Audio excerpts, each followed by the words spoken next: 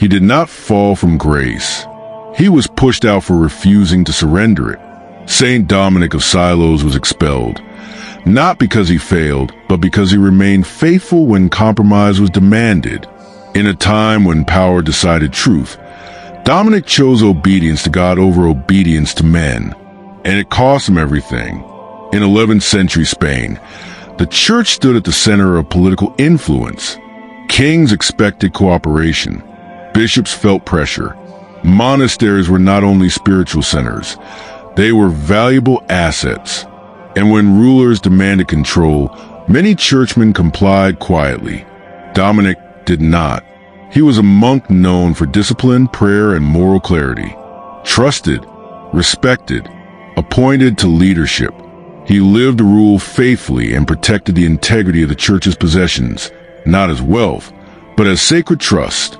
When political authorities demanded that monastery lands be handed over, Dominic refused to violate that trust. He did not insult power. He did not rally rebellion. He simply said no. That single word sealed his fate. Without trial, without public defense, without honor, Dominic was removed from his position and cast into exile. The church he served did not protect him. The system he obeyed turned away. The faithful monk became unwanted. Most men would have broken. Most would have grown bitter. Most would have retreated into silence. But Dominic did something else. He trusted God in loss. Exile stripped him of status, but not of purpose. With no position to protect him, Dominic was forced into deeper obedience. He prayed more. He fasted more. He listened more closely to God than ever before. What looked like rejection was preparation. God was not finished with him. Because exile is often the place where saints are formed. If this story speaks to you already, like this video to help it reach others. Comment where you're watching from, and subscribe for more stories of saints who chose faithfulness over comfort. Dominic's removal was not the end of his mission. It was the beginning of his influence. The monk cast out by power would soon be entrusted with souls. The man rejected by leaders would become a reformer. The exile would become a miracle worker. But none of that happened immediately. First, God would shape him in silence. First, Dominic would learn obedience without recognition. First, he would be purified of everything except faith. To understand how Saint Dominic of Silos rose from rejection to sanctity, we must return to the beginning, to a boy formed in discipline, a young monk trained in humility, and a heart that learned early how to stand firm when truth is tested. Because before God uses a man publicly, he forms him privately, and Dominic's formation had already begun. Long before Saint Dominic of Silos stood against kings, before exile stripped him of title and security, his soul was being quietly formed in places no one celebrated. He was born around the year 1000 in northern Spain, in a land shaped by tension and transition. Christian kingdoms pressed slowly against Islamic rule. Borders shifted. Loyalties changed. Faith was not abstract. It was survival, identity, and resistance woven together. Dominic was born into a modest but devout family. They were not powerful, but they were faithful. In a world that rewarded ambition, his parents taught restraint. In a culture shaped by violence, they taught discipline.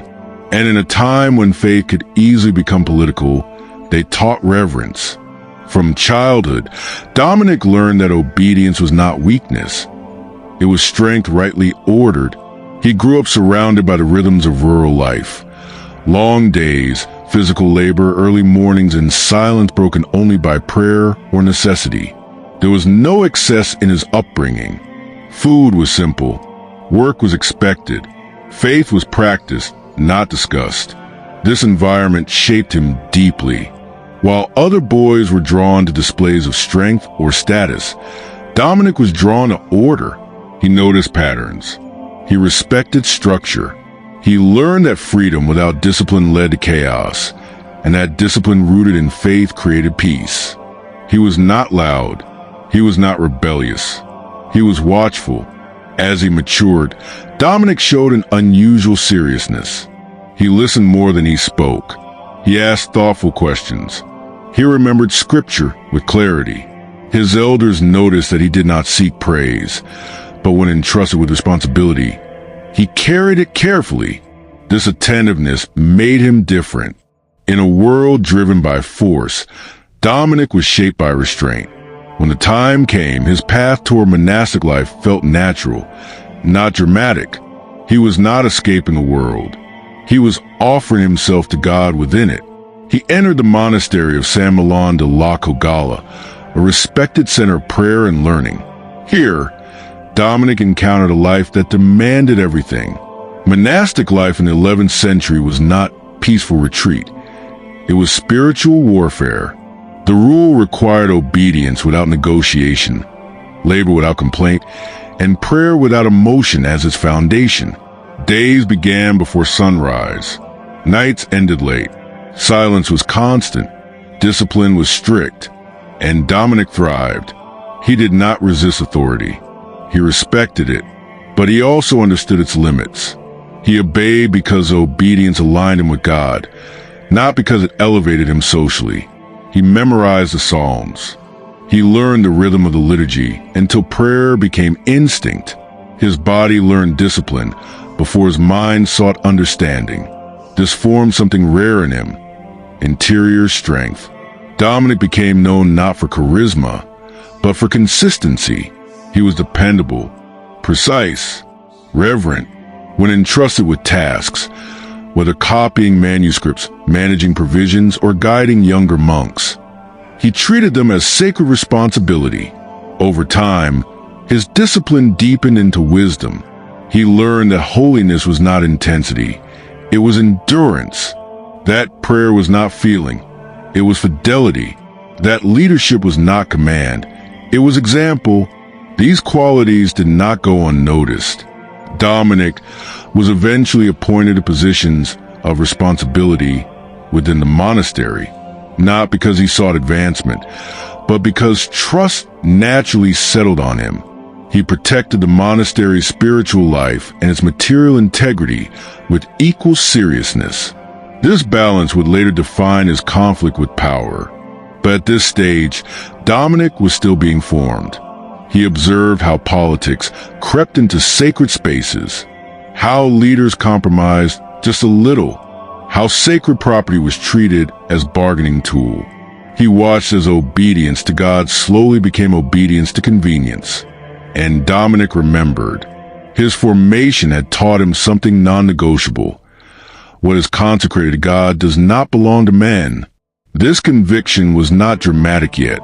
It was quiet, but it was immovable. As Dominic entered adulthood, his reputation grew, not as a visionary or revolutionary, but as a man who could be trusted to stand firm. He was eventually appointed prior, a role that placed him directly between the monastery and secular power. It was here, at the intersection of faith and authority, that his formation would be tested, because what he had learned in silence would soon be challenged by demands spoken aloud. The discipline of his childhood, the obedience of his monastic years, the clarity of his conscience, all of it had been preparing him, because soon Dominic would be asked to choose between survival and sanctity, and the boy formed in silence would answer without hesitation. The moment St. Dominic of Silos accepted leadership, his life stopped being quiet, not because he changed, but because integrity disrupts systems built on compromise. As prior of San Milan de la Cogalla, Dominic now stood at the boundary between sacred responsibility and political power. The monastery owned lands, resources, and rights that secular rulers coveted. For years, those boundaries have been blurred. What belonged to God was slowly being treated as property to be negotiated. Dominic refused to negotiate. He did not shout. He did not provoke. He simply enforced what had always been true. The monastery would remain faithful to its vows. Its lands would not be seized. Its resources would not be exploited. Its obedience will remain directed toward God, not convenience. This placed him in direct opposition to King Garcia Sanchez III of Navarre. The king was powerful, respected, and accustomed to obedience. He viewed monastic lands as political tools, resources that could be redirected in times of need. Previous leaders had complied quietly, calling it prudence. Dominic called it betrayal. When the king demanded access to monastery property, Dominic refused. Not emotionally, not impulsively, calmly, clearly. The confrontation was inevitable. Pressure mounted. Threats followed. Influence was applied. Advisors urged Dominic to compromise for peace. Even some monks feared the consequences of defiance. But Dominic did not waver, because his formation had taught him something essential. Peace purchased with disobedience is not peace. It is surrender. Dominic understood that authority loses meaning the moment it abandons truth. If he allowed sacred trust to be violated once, it would never stop. So he stood firm, and he paid the price. King Garcia ordered Dominic removed from office and exiled from the monastery he had served faithfully. Stripped of position, authority, and security, Dominic was forced to leave San Milan with nothing but his habit and his conscience. No trial, no appeal, no defense, only exile. This moment defined him. Exile in the 11th century was not symbolic. It was dangerous. Without protection or patronage, survival was uncertain. Dominic had no guarantee of shelter, food, or safety. But exile did not break him. It revealed him. He did not protest. He did not curse the king. He did not attempt revenge. He trusted God. Dominic traveled south to the region of Castile, where he was welcomed at the monastery of Santo Domingo de Silos. The place was poor, neglected, and nearly abandoned. Its buildings were damaged, its discipline weakened, its future uncertain. To many, it looked like failure. To Dominic, it looked like calling. He accepted the role of abbot, not as reward, but as responsibility. Where power had expelled him, humility received him. Where authority had rejected him, obedience embraced him. At Silos, Dominic began again. But this time, his leadership was forged by suffering. He rebuilt the monastery not through force, but through example. He restored discipline patiently. He revived prayer quietly. He demanded fidelity, not perfection. Under his guidance, Silos became a place of spiritual renewal. Monks returned, order returned, prayer returned, and slowly, life returned. But something else happened too. Dominic's suffering gave him authority no title could provide. People came to Silos seeking counsel. The poor sought refuge. Captives sought hope. Families sought prayer. Soldiers sought peace. Dominic did not seek influence. Influence found him. He became known for compassion grounded in discipline, for mercy guided by truth, for strength without cruelty. And then miracles followed. Prisoners were freed. Chains were broken. Lives were restored. Not because Dominic sought wonder, but because faith rooted in obedience releases power. The same king who exiled him would eventually witness his legacy from afar. Dominic never returned to San Milan. He did not need to. God had already vindicated him. His exile became expansion. His loss became legacy. His silence became testimony. Dominic had learned what few ever do, that holiness is most dangerous when it refuses to compromise, and that sometimes God removes us from comfort not as punishment, but as preparation. The man once rejected by power now shaped the spiritual heart of a nation, but his journey was not over, because suffering does not end when purpose begins. And Dominic's final years would reveal that the greatest miracles are often born from lives already surrendered. At Santo Domingo de Silos, Dominic's life entered a rhythm unlike any he had known before. Exile had stripped him of comfort, status, and certainty, but it had refined him. What remained was purpose, and purpose is a force few can resist. He devoted himself to prayer, study, and the careful rebuilding of monastic life. The buildings were old, the walls crumbling, the gardens overgrown. Discipline had lapsed, and many monks were disheartened, having seen authority wielded for personal gain elsewhere. Dominic knew that true renewal would not come from force, edicts, or intimidation. It would come from presence, example, and patience. Each day began with prayer before dawn, followed by manual labor. Dominic swept floors, repaired walls, tended gardens, and personally guided the monks in copying manuscripts. He did not separate sacred work from mundane work. He treated both as opportunities to honor God. Slowly, the monastery regained its rhythm. The bells rang with purpose. The chants resonated with devotion, and the monks began to find joy not in comfort, but in obedience and service. Word spread quickly. Pilgrims, travelers, and the needy arrived at Silos seeking guidance. Dominic received them all with humility. He listened deeply to their sorrows, advised them with wisdom, and offered prayer where words fell short. The people felt his holiness in a way that could not be measured. It was visible in his attentiveness, his calm judgment, and his consistent integrity. It was in this atmosphere that miracles began to occur, not through spectacle, but through the quiet power of faith and prayer. Stories circulated of the sick healed after Dominic's blessing. Those burdened by despair found courage. Captives and prisoners were said to gain freedom or hope when prayers were lifted on their behalf. Livelihoods were restored, conflicts resolved, and families reconciled. These were not grand, publicized events. There were no fanfares, no announcements. But for those who experienced them, they were undeniable. Dominic himself remained modest.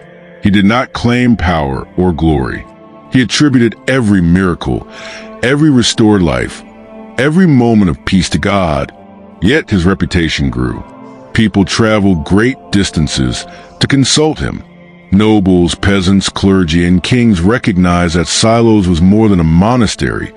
It was a sanctuary where holiness shaped reality. Beyond miracles, Dominic's influence reshaped monasticism itself. He instituted stricter adherence to the Benedictine rule, emphasizing humility, obedience, prayer, and manual labor. The balance between contemplation and action became his hallmark. Where other leaders sought grandeur, he sought fidelity. Where others wielded authority, he nurtured virtue. Monks trained under Dominic would carry these principles throughout Castile and beyond, ensuring that his legacy extended far past the walls of Silos. Dominic's spiritual power was inseparable from his character. He had endured exile, threats, and opposition, yet had emerged not bitter, but steadfast. His courage was not the loud courage of defiance. It was a quiet courage of someone unshaken by worldly forces, focused entirely on God's work. This invisible strength became the foundation of his miracles, influence, and lasting impact. Even those who had once opposed him could not deny the transformation Silos underwent under his guidance. Where rejection had sought to diminish him, faith and perseverance magnified him. Dominic's life demonstrated a truth that resonates through history. Holiness exercised with integrity, and patience wields more power than force, authority, or fear. As his life progressed, Dominic began to contemplate the impermanence of existence. Yet he did so without fear. Every act of service, every prayer lifted, every life touch became part of a spiritual legacy that transcended his mortal years. He taught by example that true greatness lies not in accolades, but in faithful labor, courageous obedience, and unwavering love for God and neighbor. By the time Dominic reached old age, Silos had become a beacon of light in Spain. Monks followed the rule with devotion, pilgrims arrived for guidance, and the surrounding communities experienced spiritual renewal. His miracles continued, but they were always framed as signs of God's work, never his own. Dominic had become a living testament that holiness transforms not only individuals but entire regions. Even as death approached, he remained attentive to the monastery, the monks, and the faithful. His final instructions emphasized prayer, obedience, and humility. He reminded his followers that the monastery's strength lay not in him personally, but in collective faithfulness to God. Dominic's life illustrates a profound lesson. True spiritual power is rooted in obedience, patience, and service. Miracles are not mere spectacles. They are the natural consequence of a life surrendered to God. Where courage intersects with humility and discipline meets love, the ordinary becomes extraordinary, and the ordinary man becomes a saint. Dominic of Silos lived long enough to see the fruits of his labor flourish. The monastery he had restored was no longer merely a building. It was a living testament to faith, obedience, and perseverance. Monks under his guidance were no longer disheartened. They were dedicated, disciplined, and joyful in service. Communities surrounding Silos had grown spiritually nourished, and travelers came from distant lands seeking wisdom, healing, and guidance. The world recognized in quiet awe that something extraordinary had been cultivated here. Yet Dominic never sought fame. He did not measure life by the accolades of men or the breadth of influence. He measured life by faithfulness, by the courage to act rightly in the face of opposition, by the quiet consistency of service and prayer. Every miracle attributed to him, every healed sick, reconciled family, or restored spirit was seen by him as a reflection of God's work, not his own. This humility, paradoxically, magnified his holiness in the eyes of the world. In his final days, Dominic continued to shepherd his monastery with the same care he had shown throughout his life. He walked among the monks, offering counsel, blessing their labor, and reminding them that obedience and love were the true measure of greatness. Even as his body weakened with age, his spirit remained vigilant, attuned to God's presence, and attentive to the needs of others. He demonstrated that even in decline, holiness can continue to radiate, inspiring those who remain. Dominic passed away in 1073 AD, quietly as he had lived. There was no spectacle, no dramatic final act. His death was peaceful, surrounded by the prayers of the monks and the grateful whispers of those whose lives he had touched. The monastery mourned him, but it also celebrated the enduring legacy he left behind, a life of courage, humility, and unwavering faith. In recognition of his sanctity, the Church canonized him as Saint Dominic of Silos, and his feast day is celebrated on December 20th. He became the patron saint of shepherds, monks, and those seeking guidance in times of struggle. His example encourages believers to cultivate patience, obedience, and humility, demonstrating that holiness is not always dramatic but profoundly transformative. The motivation of Dominic's life is both simple and profound. He reminds us that true spiritual greatness does not depend on wealth, influence, or recognition. It depends on faithfulness in small acts, courage in the face of opposition, and love expressed consistently toward God and neighbor. He exemplifies that the ordinary, when surrendered fully to God, becomes extraordinary, that the quiet labor of prayer, service, and guidance can echo through generations, shaping lives far beyond what one can imagine. For modern believers, Dominic serves as a beacon of hope. His story motivates those who feel unseen, undervalued, or oppressed by life's burdens. It shows that steadfastness, humility, and courage in service to God carry eternal significance. He calls us to remember that every act of obedience, every prayer lifted, every life touched in love matters. Through his life and legacy, Dominic demonstrates that a faithful heart can influence the world without seeking the world's applause. Saint Dominic of Silos teaches a timeless lesson. Holiness is cultivated, courage is quiet, and service is powerful. Every life devoted fully to God, no matter how ordinary it seems, can become a living miracle, leaving a mark that transcends time.